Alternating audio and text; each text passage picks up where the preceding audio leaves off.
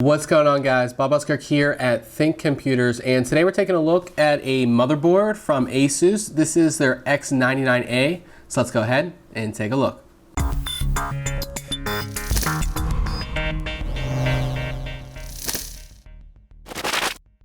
The X99-A comes in ASUS's typical retail box. We do have a picture here on the front of the motherboard, and some of the main features are listed down below, but most of the information is actually on the back. So the back of the box here goes into full detail on what the motherboard is all about, all of its features and all of that stuff. So if you are at the store, you can get a good idea of what this motherboard's about before you go ahead and buy it.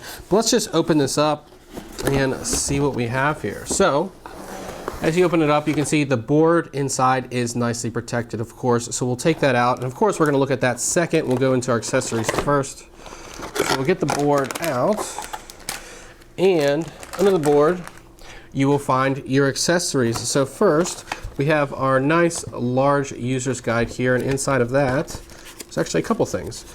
First, you have your driver's CD that should have your utilities and drivers. We do recommend you go to ASUS's website and download the latest drivers, probably because the time that you get this CD, all of the drivers and utilities will be outdated. There'll be new versions, so just easier to go to the website. And then you get this cool sticker that says OC Adrenaline on it with a big X. That's pretty cool. So we'll move all that out of the way. We do have our I/O shield right here, and it's colored black, which I do like. And the USB BIOS flashback port is actually highlighted there, and then the USB BIOS flashback button is also highlighted on this, so you can easily see what ports you're going to need for that. We have our Q connectors, which might be hard to see here, and these go on top of the headers on the motherboard. It makes it easier for you to know what headers to connect for your front panel connections as well as USB. I always love these with ASUS motherboards, so you have that. You have two sets of SATA cables, so it looks like we have two cables in each bag, so you have a total of 4 SATA cables here.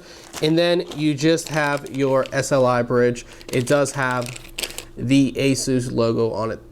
Taking a closer look at the motherboard, you can see the X99-A is a ATX motherboard, so it's going to fit in most cases here.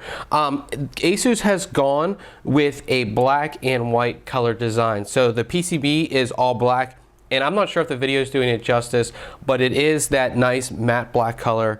It looks really great. It doesn't have that brown sometimes we see in other PCBs. It has that nice black color. And then all of the heat sinks, the two heat sinks up here and the third one down there, they are white with a little bit of a blue accent. So it gives a pretty good look to the motherboard. At the center of the board, we have the LGA 2011 V3 socket, but ASUS has actually upgraded this socket to their OC socket. So they've added extra pins that give more stability for overclocking, not only on the CPU, but on the memory as well. Talking about memory, the CPU socket is flanked on each side by 4 DDR4 DIMM slots, and they are color coded. It's kind of hard to see, but they are color coded both gray and black, so you know where to install your memory. At the top of the board, we have a couple connections. We have our CPU fan connector and CPU optional fan connector, and those are both 4-pin headers. And then we have our 8-pin EPS connector right here. It's kind of hidden behind this larger heatsink here, so you might want to connect that first before you go ahead and install your system in your case. Moving on to the side of the board, right at the top corner here, we have our Memo K button.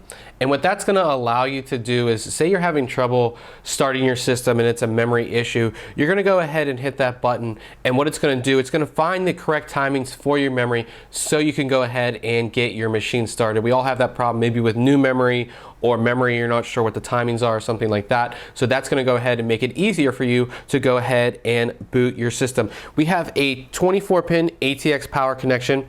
We have a 4-pin fan connector. We have two SATA ports right here. These are SATA 6 gig ports. They're moved up higher just to make room down here, which we'll go into in a second. And we have our USB 3.0 header. Moving down into the storage, we have a SATA Express port and then 6 SATA 6 gig ports right here. And if you happen to not want to use SATA Express, these 2 ports are also available for SATA drives, and they are also SATA 6 gig ports. So in total, you have actually 10 SATA 6 gig ports. Now, they are color coded, so the back 4 here are black, and then the rest of these are gray. And the reason for that is the gray ones are actually connected to Intel's rapid storage technology, which gives you built-in RAID. So if you want to do RAID, you actually cannot do RAID on these last 4 ports unless you're using some type of third-party software, whereas these first 6, you can go ahead and use Intel's built-in RAID. Moving down to the bottom of the board, that's where you're going to find the rest of your connections and headers and buttons and all that kind of stuff. So starting on the far right side, right here, you have another 4-pin CPU fan header. You have a TPU switch, EPU switch, and XMP switch, and of course we'll go all over what all of those do in our full review. We have our front panel connections right here, and remember, ASUS motherboards come with that Q connector, so you can easily connect your front panel connections without trying to see what goes where. It's all on that Q connector itself. We have 2 USB 2.0 headers. We have another USB 3.0 header. We have our TPM header. We have our debug LED, which I always like to see, because if your system does not start, of course, that's going to show a postcode, and you can go ahead and look that up and see where your computer is halting. We have a reset switch, a power switch or power button, reset button. We have our COM port header. We have an external fan header, and then we have our HD audio connections. There's also an M.2 slot. It's kind of hidden right here above the switches, but it's right here, and it supports pretty long M.2 SSDs. Now, this is an M.2 X4 slot, so you will get that 32 gigabits of bandwidth.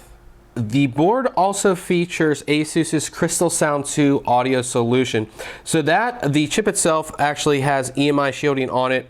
You have the Japanese audio capacitors, which you can actually see right here. And there's actually PCB isolation. It's kind of hard to see in the video, but there's full PCB isolation, so you won't have any of that interference. As far as expansion slots go, you actually have 4 PCI Express X16 slots.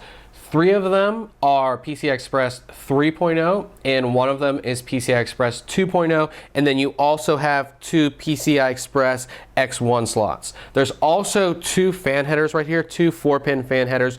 So those, of course, can be used for a rear exhaust fan or some type of water cooling.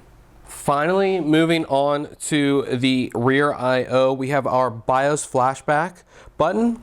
We have a PS2 combination port right there. We have 4 USB 2.0 ports. We actually have 6 USB 3.0 ports. We have our Gigabit Ethernet, which is an Intel powered port, and then we have our audio connections. So this wraps it up for our quick unboxing and overview of the ASUS X99-A motherboard. Now make sure you check back very soon on ThinkComputers.org, as we'll have our full written review. And remember guys, if you enjoy our videos, why don't you subscribe? Catch you guys later.